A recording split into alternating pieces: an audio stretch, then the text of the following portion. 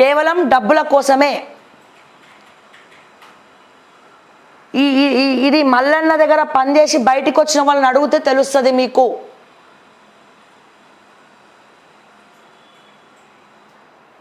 So ఈ BC ఇప్పుడు are Krishnaiah లాంటి దిగ్గజాలు తప్పుకుంటే ఎవరున్నారు బీసీల కోసం కొట్లాడేటోళ్ళు?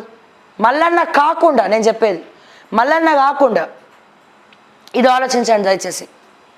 మల్లన్న కాకుండా ఎవరున్నారు? పవర్ఫుల్ వాయిస్ ఎవరున్నారు? వాళ్ళని తీసుకురండి బయటికి.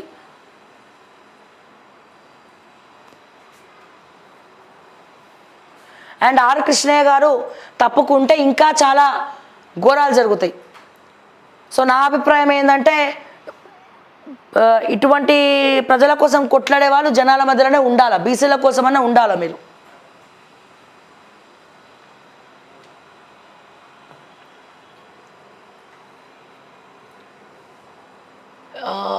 ఎస్, ఆంధ్రజ్యోతి చూస్తే కర్ణాటక సీఎంకు షాక్.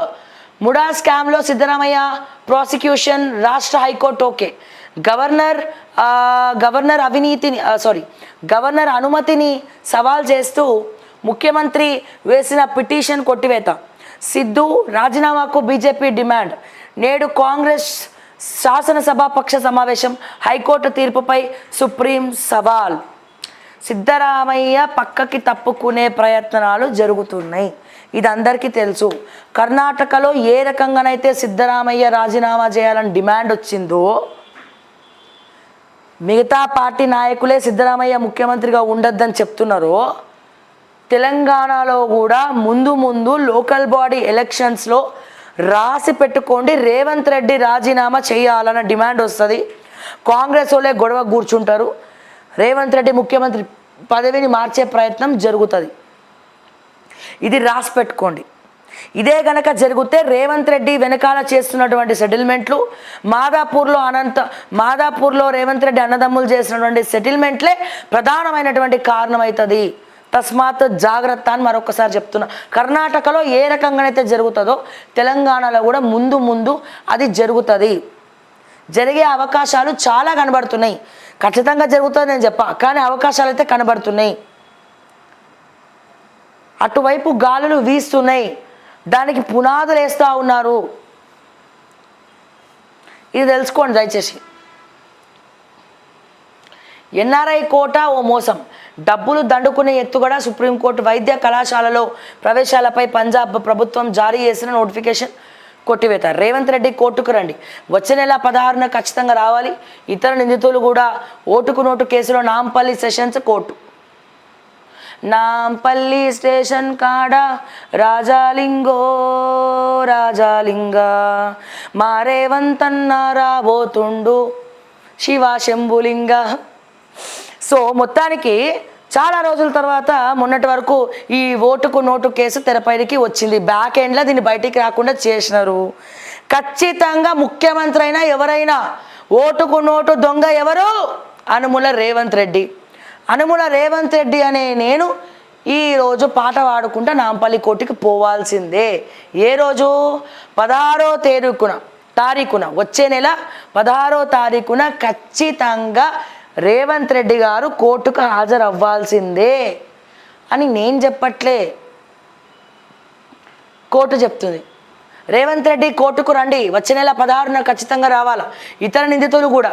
ఓటుకు నోటు కేసులో Nampally sessions court.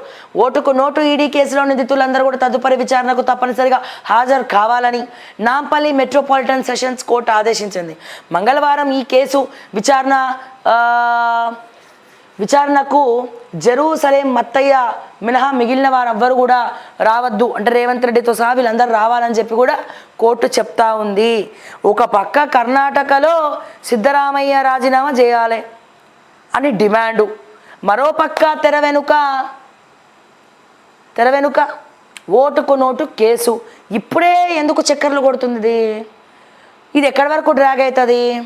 Local body elections వరకు డ్రాగ్ అవుతుందా? అయిన తర్వాత ఏమవుతుంది? రాజీనామా అవుతుందా? ఎవరు రాజీనామా? ఎవరు డిమాండ్ చేస్తారు? ఇది బీజేపీ వాళ్ళు మూవ్ చేస్తారా, లేకపోతే కాంగ్రెస్లోనే లొల్లులైతాయా, గోడ మీద పిల్లలు ఉంటారా? ఇవన్నీ ఎక్స్క్లూజివ్గా తెలుసుకోవాలంటే ఫస్ట్ కోర్టు ఏం చెప్తుందో వినాలా, లోకల్ బాడీ ఎలక్షన్స్ అవ్వాలా, మరి ఏం జరగబోతుందో మనం కూడా చూద్దాం. మరి ఇప్పుడే అన్నీ చెప్తే మళ్ళీ జ్యోతిష్యం చెప్తున్నావా అంటారు. ఇది ఎనాలిసిస్ అంటారు, దీన్ని జ్యోతిష్యం అనరు.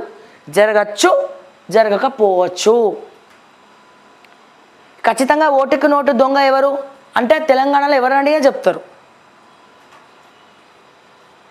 ఇది ఇప్పుడే ఎందుకు వస్తుంది బయటికి, ఇప్పుడే ఎందుకు ఖచ్చితంగా రమ్మని చెప్పినారు?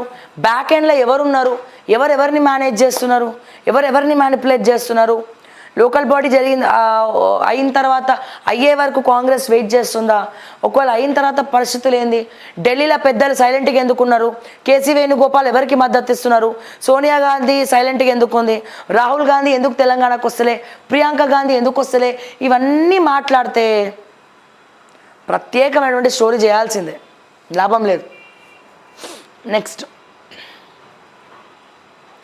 మూసి నిర్వాసితులకు డబుల్ బెడ్రూమ్ ఇల్లు, ఉత్తర్వులు జారీ, చెరువులు నాలాల నిర్వాసితుల గుర్తింపు, దసరాకు మంత్రివర్గ విస్తరణ.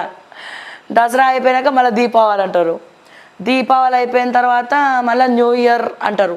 న్యూ ఇయర్లో మరి రేవంత్ రెడ్డి పీఠం కదిలేనా? ఓ స్త్రీ రేపురా, దీనికోసం మళ్ళా గవర్నమెంట్ డబ్బులు వృధా.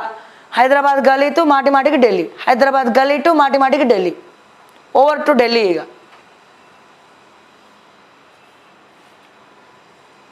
అక్టోబర్లో 4.25 లక్షల మందికి రుణమాఫీ.